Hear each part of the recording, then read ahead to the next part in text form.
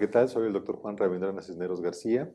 El día de hoy vamos a platicar con nuestro querido amigo, el vista aduanal Rubén González Contreras, quien es licenciado en Comercio y Negocios Internacionales y es vista aduanal por la Secretaría de Hacienda y Crédito Público de aquella escuela de la ENCA, De ¿verdad? la ENCA, como no, sí. De la Escuela Nacional de Capacitación Aduanera. Y pues bueno, tiene más de 40 años de experiencia y además es perito en clasificación arancelaria de aduanas ante el Consejo de la Judicatura Federal. Muchas gracias, mi querido Vista, por esta oportunidad de Encantado, platicar contigo. encantado, doctor. Mi querido Vista, platícanos cómo era primero que nada la escuela de clasificación arancelaria. Pues la escuela, la ENCA, la Escuela Nacional de Capacitación Aduanera, se formaba, anteriormente la Secretaría de Hacienda capacitaba a su personal para trabajar en las aduanas y la función del vista aduanal era reconocer la mercancía. Una vez que se llenaba el pedimento en aquel entonces por el agente aduanal, pasábamos a ver la mercancía físicamente. Anteriormente toda la mercancía se revisaba. Y nuestra formación, estudiamos 4 años en la ENCA y aparte eran 2 años de servicio, muy interesantes porque tenía uno que ir a una aduana interior, a una aduana fronteriza, a una aduana marítima, a una zona libre. Entonces nos preparaban muy bien, eran 6 años de estudio y ya nos mandaban a la aduana donde se requirieran los vistas. Y nuestra función era únicamente de clasificar y de reconocer la mercancía, identificar que la mercancía coincidiera con lo declarado en el pedimento, ¿sí?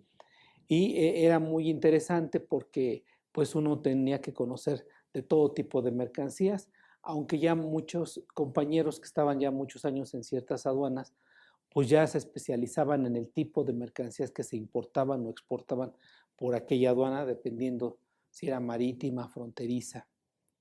Y bueno, pues era muy interesante y sigue siendo la clasificación arancelaria. A mí me apasiona porque con tan solo 6 dígitos se pueden clasificar todas las mercancías sujetas a comercio internacional que sean tangibles.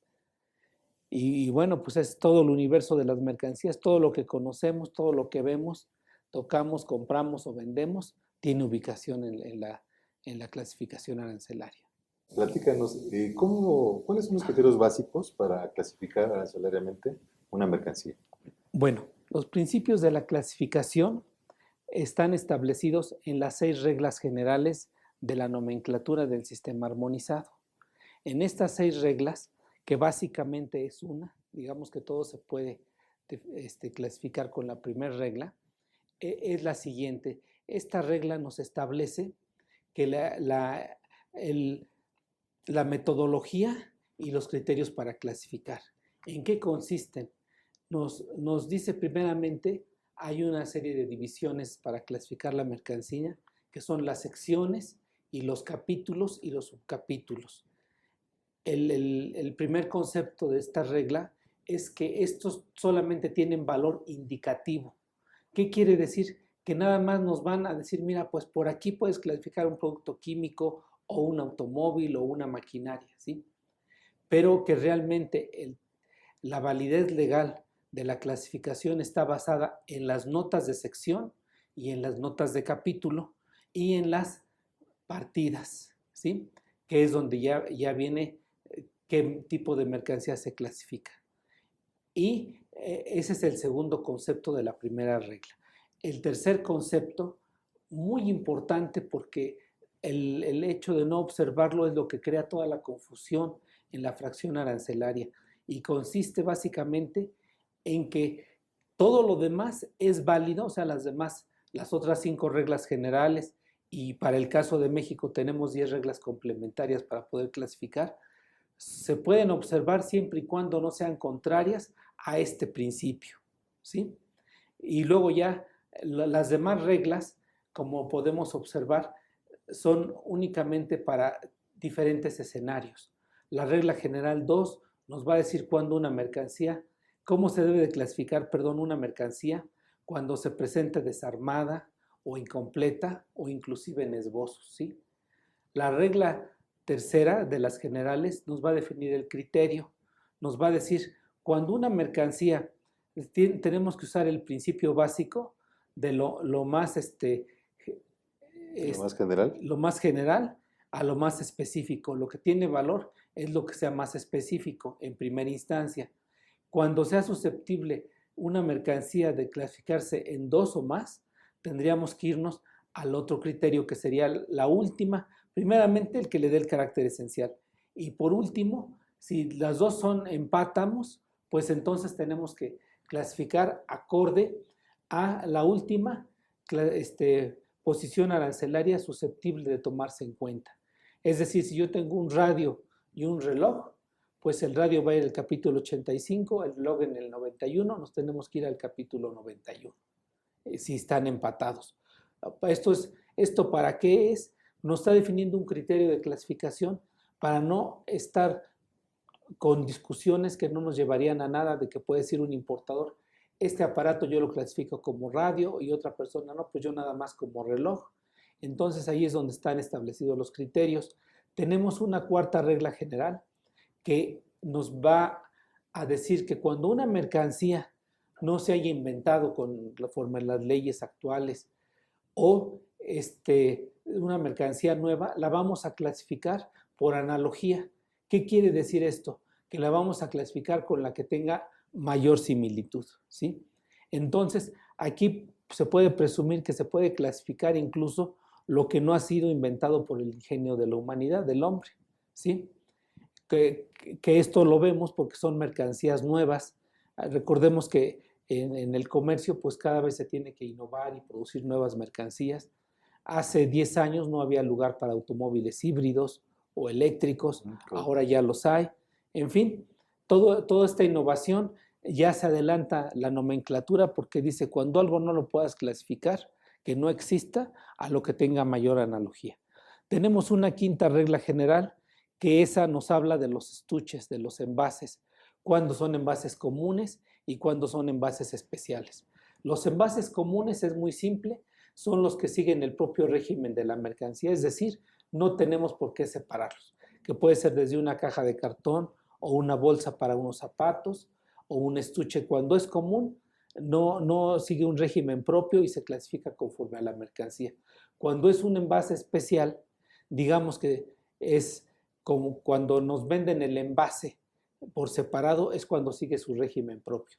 Tenemos un ejemplo muy bueno, que sería, por ejemplo, el oxígeno. El oxígeno, un tanque de oxígeno, me van a decir del tanque es tanto y del oxígeno es tanto, ¿sí? Y entonces, o del gas cuando viene embotellado, entonces ahí, si yo importo un tanque de oxígeno, ¿qué tengo que hacer? Tengo que hacer 2 clasificaciones arancelarias. Por un lado el oxígeno y por otro lado el tanque, ¿sí?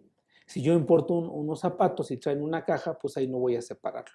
Digamos que el envase común, un criterio sería el que no se tiene que vender por separado, el que más o menos es para transportar y así, y ya no se va a volver a usar. Es lo que yo como compro los productos. Cuando compro una camisa que viene en una bolsa con un cartoncito, en fin, ese es su envase común y no sigue ningún régimen de clasificación, se considera parte de la mercancía, ¿sí? Por último, tenemos una sexta regla general que me dice que estas mismas 5 reglas se aplican a nivel de localizar la subpartida, ¿sí? Entonces, estas serían las reglas generales donde está la metodología y los criterios para clasificar. De ahí, ¿qué tenemos que hacer? Existen divisiones que son 22 secciones, que es a grosso modo cómo agrupamos las mercancías, con 98 capítulos, que ya son más específicos, y recordemos que estos nada más nos van a orientar, porque la validez legal de la clasificación arancelaria es exactamente en las notas de sección, notas de capítulo y las partidas, que estas se reflejan en 4 dígitos principales. Y hay varias maneras de clasificar. Primeramente tenemos del capítulo 1 al 83, que aquí lo principal es su materia constitutiva. ¿Qué quiero decir con su materia constitutiva? De lo que están hechos. Si yo voy a clasificar,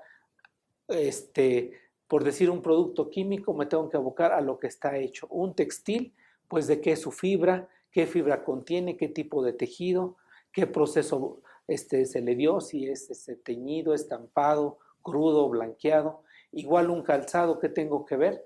Por ejemplo, ¿qué interviene para la clasificación del calzado? Pues la suela y el corte. Entonces, aquí es de qué está hecha la suela, que es de cuero o es de plástico. Bueno, pues entonces va al capítulo 64 y el corte de qué es, igual si es textil, si es de piel o es sintético, si es plástico, y es lo que va a darnos la pauta para la clasificación en este primer grupo.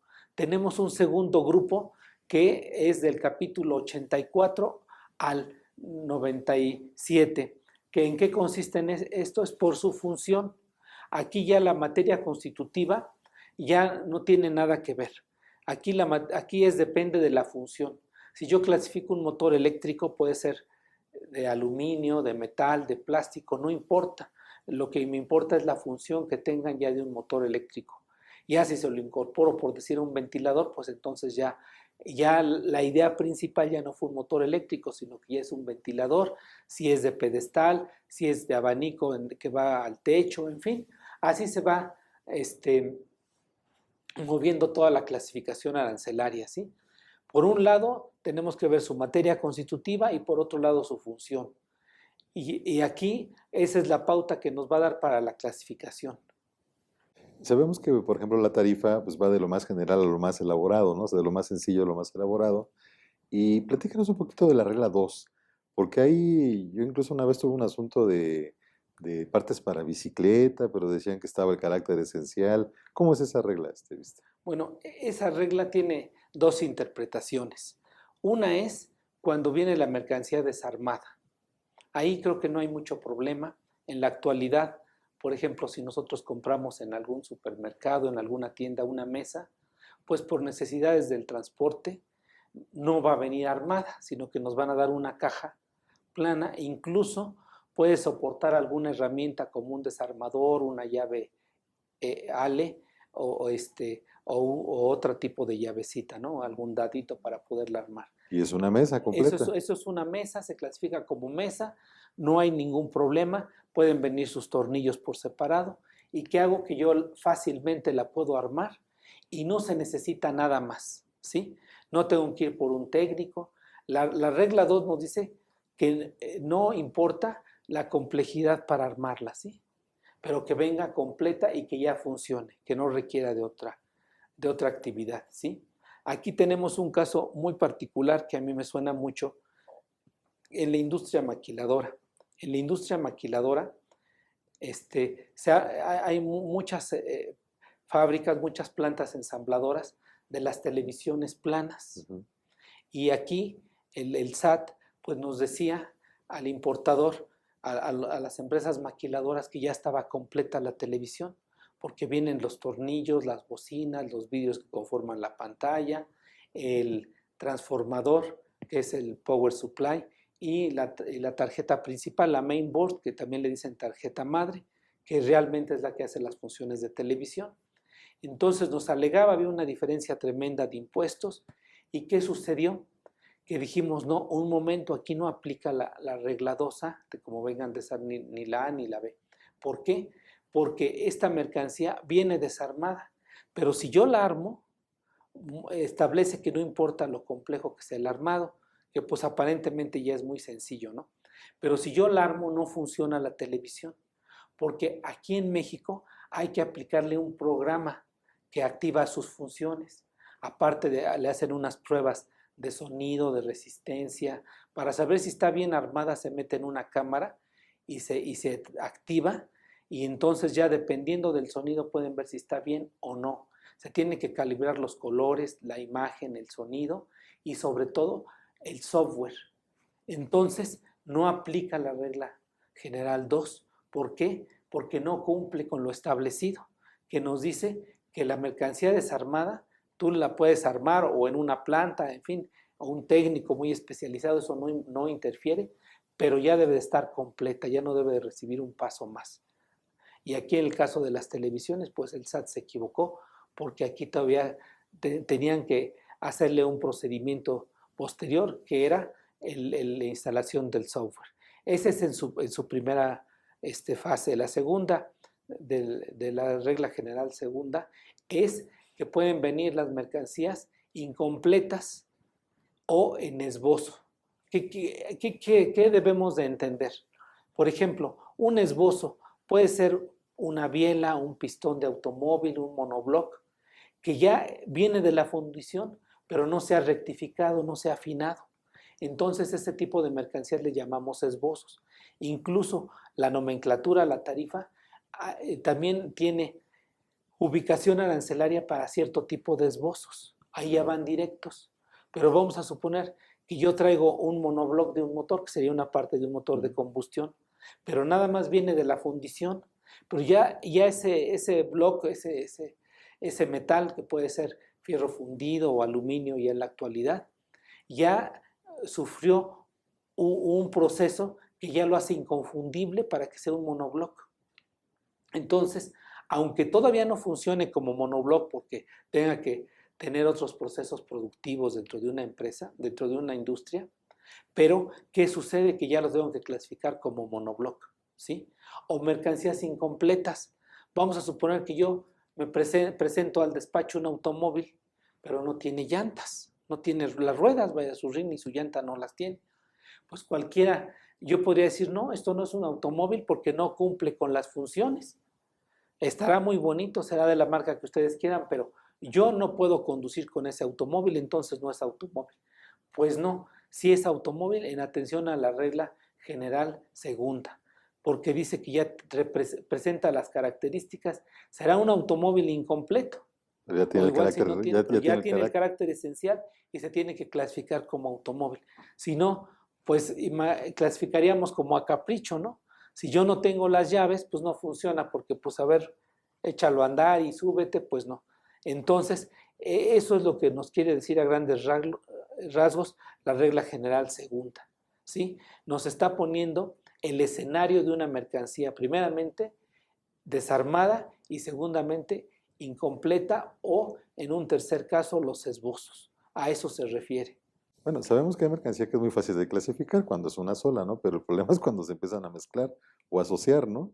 El tema que vemos, por ejemplo, de cuando apareció esa pluma con el relojito o cosas así, o el mismo caso del huevo Kinder, ¿no? Que decían, Sí, es un chocolate o es un juguete, ¿no? O sí. sea, hay temas de clasificación bien difíciles, ¿no? Aquí, ¿cómo sería la aplicación de la regla 3 de manera general? Bueno, la regla 3 nos sirve para clasificar las mercancías que se presenten combinadas o en juegos, ¿sí? Aquí tenemos que tomar un punto de vista, lo más específico sobre lo más genérico. ¿Qué quiere decir? Muchas mercancías están compuestas de varias mercancías. Ya no digamos nuestro teléfono celular Sí, que sí, sí, tiene de todo. tiene reloj, tiene cámara, es teléfono, es una computadora, pero bueno, aquí ya está bien establecido el criterio y se tiene que clasificar como un teléfono, ¿sí? Pero así se presentan muchísimas mercancías. Entonces, estas mercancías hay que ver cuál es su carácter general, si tienen varias funciones como en la maquinaria, atendiendo a la nota de sección 2 y 3, que sería la que le da el carácter esencial, ¿sí? Para lo que es su uso principal. En sí, hay muchísimas mercancías que están combinadas, al extremo que muchas mercancías se presentan en juegos. O sea, un mismo estuche, que hago que es una botella de licor, de coñac, y vienen dos copas de cristal, o viene un vaso jaibolero, o en fin, o un taladro y vienen unas brocas, o incluso para el Día del Padre el taladro viene con un balón de básquetbol. Ujú. En fin, todo ese tipo de mercancías se tienen que clasificar atendiendo a la regla general 3, que establece lo siguiente, lo más específico sobre lo más genérico. Hay mercancía, por ejemplo, si yo traigo un taladro y viene un juego de brocas, pero por valor es mucho más el taladro porque es la herramienta con motor eléctrico incorporado, entonces se va a clasificar como un taladro, y las brocas, pues esas arancelariamente no las vamos a tomar en cuenta para su clasificación. ¿Por qué? Porque es un útil intercambiable, son sustituibles, tienen una vida mucho más corta que la máquina Taladro. herramienta, como en este caso el taladro. Hasta ahí, pues decimos, está fácil, aparentemente. Pero si yo el mismo taladro lo traigo con un balón de básquetbol, Ahí sí, ya no. ya no se pueden asociar esas mercancías. Así. Algo que digan, no, pues que mi papá va a poner unos taquetes y luego se va a echar una cascarita de básquetbol, pero ahí ya no se puede, ahí ya no se puede hacer como un conjunto. Ahí ya en ese caso general tendríamos que clasificar las dos mercancías por separado, lo que en el argot aduanero decimos cada chango a su mecate. Se tiene que clasificar por un lado el taladro en el capítulo 85 y por otro lado el balón en el capítulo 95. ¿Sí? Entonces, el criterio nos lo va a definir la regla general tercera para clasificar este tipo de productos. A mí me tocó una vez allá en aduanas ver que traían, por ejemplo, de esos juegos donde viene un sacapuntas, una regla, un cuaderno, un lápiz, ¿no? Y decían, bueno, pues esto viene acondicionado para su venta al por menor, ¿no? Entonces, al por mayor. Entonces, en ese sentido, ¿cómo se clasifican esas mercancías? Porque cada una tiene su clasificación. Sí, si son en el mismo sentido, como en el caso que sería un juego, un transportador, que viene una regla, un compás, o en este caso que se pueda presentar. Todo esto, recordemos que obedece a la actividad comercial y el comercio cada vez trata de hacer a la mercancía más atractiva. Poner un plus, como dice usted, para vender un cuaderno, pues le añado una regla, o le añado una goma o un lápiz. Entonces, en esas situaciones, incluso lo vemos en las revistas que traen un automóvil, Ah, un sí, claro. reloj, una figura humana, en fin, o piedras así de mármol, o de lo que se dedique cada revista. Esas mercancías, cuando todo va en el mismo sentido, sí le podemos dar el carácter esencial a una de ellas, como en el caso de las revistas o como en el caso de los juegos de geometría o en el cuaderno. Si el cuaderno se presenta con una regla que venga en un blister, que viene ya en un solo envase, ya acondicionado para la venta al por menor, pues entonces no deja de ser un cuaderno. ¿Por qué? Porque yo voy a ver que se trata de un cuaderno y trae ese adicional que sería una regla o una goma. Pero hay veces en que, aunque sean todos de la misma línea, dice uno, ah, caray, ¿aquí qué hago? Porque no está en el departamento de cuadernos, no está en el departamento de plumas, nos están poniendo un promocional al entrar yo al supermercado, ¿sí? Y ese promocional trae un cuaderno, trae una goma, trae un lápiz, trae una pluma, ¿sí? Entonces ahí digo yo, bueno, es que esto no viene encausado a alguien que quisiera comprar la goma o la pluma o el cuaderno, porque entonces ya yo podría darle el carácter esencial a ese tipo de mercancías, sino que realmente es un surtido de varias mercancías, pero todas van en el mismo sentido. Ahí tendremos que aplicar la regla general 3, inciso C, que nos dice que cuando la mercancía presentada en juegos o surtidos para la venta al por menor, la tendremos que clasificar en la última partida de lógicamente que se tomen en cuenta. O sea, tenemos una que es cuadernos del capítulo 48, plumas como es de memoria, del 91, 92, lápiz y goma. Entonces nos tenemos que ir a la última en orden ascendente. Y ese va a ser el arancel que le vamos a aplicar a todos. Sabemos que el cuaderno está exento, pero la pluma a lo mejor no. Vamos a ver que paga el 15%, pues presentado a un juego en surtido, todo va a pagar conforme a la clasificación arancelaria. Recordemos que la importancia de la clasificación arancelaria es que de ella derivan tanto el impuesto como las regulaciones no arancelarias. Antes se usaba mucho, no sé en la actualidad, la mentada regla octava. ¿Qué es eso, viste? Bueno, Platícanos. tenemos, como les había comentado, unas reglas generales que es de la 1 a la 6. Y tenemos aparte 10 reglas complementarias. De las reglas generales, su validez es internacional, son parte del sistema armonizado. Pero las reglas complementarias son exclusivas para México. Cada país tiene algo similar, ¿eh? No fue invento mexicano. Y la regla octava precisamente nos habla de mercancías que se pueden importar en varias remesas y por una o varias aduanas.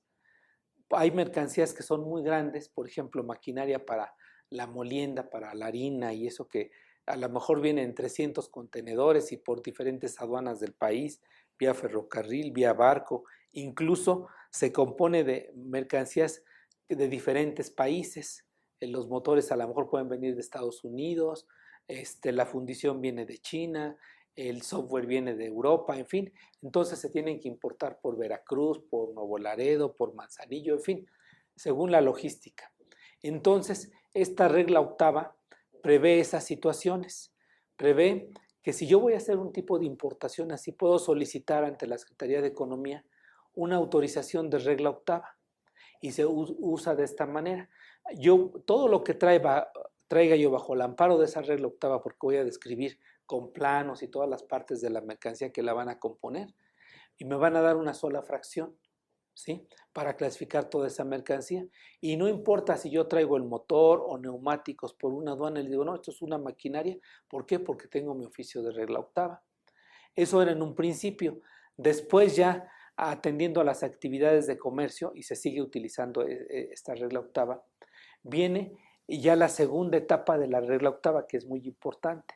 Las empresas IMEX o las maquiladoras en general importan bajo un oficio del amparo de la regla octava un sinnúmero de mercancías, y estas mercancías van a clasificarse ya en una fracción de la nomenclatura, que sería del capítulo 01 al 97, sino que se va a clasificar en un capítulo especial 98, que es de operaciones especiales, ¿sí? Esto lo usan automáticamente toda la industria ensambladora, las empresas IMEX sobre todo. Entonces, yo, ¿qué voy a hacer? Voy a traer partes de todo el mundo, a lo mejor aquí también le voy a hacer partes de integración nacional, y aquí lo voy a ensamblar. Y entonces ya va a conferir el carácter de origen mexicano para ciertos tratados. Recordemos que para el tratado del Telecán, con el hecho de ensamblarlo aquí en México, siempre y cuando no sean mercancías de la misma partida, confiere origen porque ya fue ensamblado en México y se considera como mexicano, aunque realmente en México nada más hayamos aplicado la mano de obra, ¿sí? Entonces esto es muy importante porque ya al otro país a donde lo voy a mandar me lo va a aceptar con tasa cero. Y de esta regla octava que yo voy a importar pues miles hasta millones de partecitas, ¿qué voy a hacer? Voy a hacer una relación y voy a decirle a la Secretaría de Economía, mira, yo voy a ensamblar 500,000 ventiladores, y para cada ventilador de tal modelo, de esto, necesito tantos tornillos, tantas carcasas, tantos motores, botoncitos, bastidores, en fin, rejillas, todo lo que comprenda los ventiladores. Y yo le voy a decir, mira, yo necesito que me des un oficio de regla octava, va a ser por un plazo de 6 meses, lo voy a ocupar en diferentes aduanas del país, y entonces aquí viene desglosada todas las partes con su fracción arancelaria. La Secretaría de Economía me va a autorizar un oficio de regla octava y me va a dar una fracción de las del capítulo 98, que son para uso interno de las operaciones especiales que le llamamos en México. Entonces yo voy a libremente importar, no voy a requerir ningún permiso, ninguna regulación especial. Y aquí voy a ensamblar los productos. Luego ya cuando yo los retorne al extranjero, ya voy a hacer mi descargo de la regla octava, lo que ahora es el famoso anexo 24 y el anexo 31, que es donde todos nos confundimos bastante. ¿Y qué pasa? De esos ventiladores que yo armé 500,000, por decir algo, voy a exportar 450,000, pero al mercado nacional voy a tener 50,000. Entonces, de esa regla octava voy a hacer definitivo 50,000 ventiladores, y ya descargo mi regla octava de 50,000 piezas, y de 450,000 que exporté, de esas no voy a pagar impuestos porque son retorno, y voy a tener, así es como se aplica la regla octava, es para la industria maquiladora. Esto es muy importante porque la mayoría de la industria maquiladora hace sus operaciones de importación temporal bajo el amparo de una regla octava. Lista, pues muchas gracias por esta lección No, pues de encantado clasificación de que me hayan arancelaria. invitado, que me haya dado la oportunidad. Para mí es un privilegio, y yo estoy a sus órdenes, y espero que sea de utilidad esta plática. Yo sé que sí, yo sé que sí. Mucha gente afortunadamente nos ve. Yo sé que se le va a servir a los estudiantes y a los profesionales que se dedican al derecho aduanero esta plática que tuvimos el día de hoy. Muchas gracias, Vista.